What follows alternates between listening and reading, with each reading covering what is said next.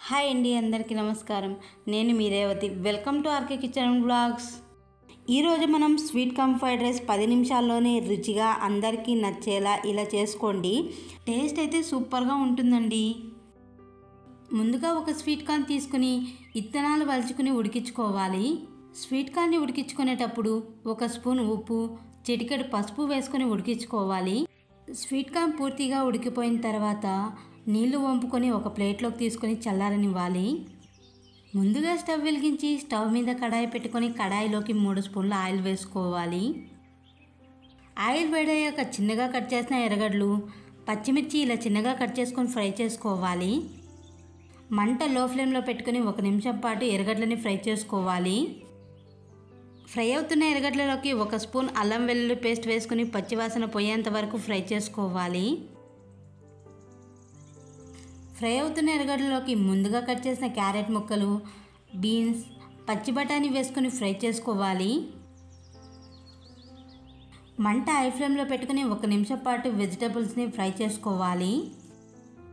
అలాగే ఇందులోకి చిన్నగా కట్ చేసిన క్యాప్సికమ్ ముక్కలు, ముందుగా ఉడికించుకున్న స్వీట్ కార్న్ వేసుకొని ఫ్రై చేసుకోవాలి. క్యాప్సికమ్ స్వీట్ కార్న్ వేసుకున్న తర్వాత మరో 2 నిమిషాలు ఉడికించుకోవాలి. ఫ్రై అవుతున్న వెజిటబుల్స్లోకి రుచికి సరిపడా ఉప్పు వేసుకొని కలుపుకోవాలి. స్వీట్ కార్న్ ఫ్రైడ్ రైస్లోకి మిగిలిపోయిన అన్నమైనా లేదంటే అప్పటికప్పుడు చేసుకున్న అన్నమైనా సరిపోతుందండి. అన్నం ఇలా పొడిగా చేసుకుంటే సరిపోతుందండి.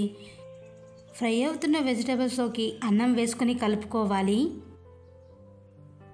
మంట హై ఫ్లేమ్లో పెట్టుకుని వెజిటబుల్స్ని అన్నాన్ని ఈవెన్గా కలుపుకోవాలండి. స్వీట్ కార్న్ ఫ్రైడ్ రైస్లోకి రుచికి సరిపడా ఉప్పు, 1/2 టీ స్పూన్ ధనియాల పౌడర్, 1 స్పూన్ గరం మసాలా వేసుకొని కలుపుకోవాలి. మీ దగ్గర గరం మసాలా లేకపోతే 1 స్పూన్ చికెన్ మసాలా అయినా వేసుకోవచ్చండి.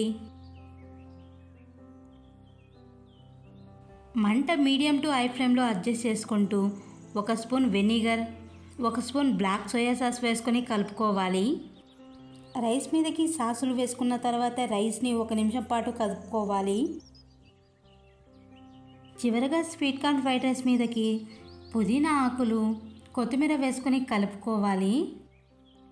ఇప్పుడు మంట హై ఫ్లేమ్లో పెట్టుకుని 1 నిమిషం పాటు కలుపుకొని స్టవ్ ఆఫ్ చేసుకోవాలండి.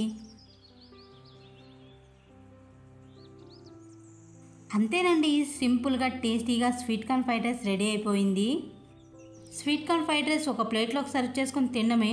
టేస్ట్ అయితే సూపర్గా ఉందండి. ఒక్కసారి మీరు కూడా ట్రై చేసి ఎలా వచ్చిందో కమెంట్ చేయండి. అలాగే ఈ వీడియో నచ్చితే లైక్ చేసి మన ఛానల్ను సబ్స్క్రైబ్ చేసుకోండి friends. Thanks for the watching.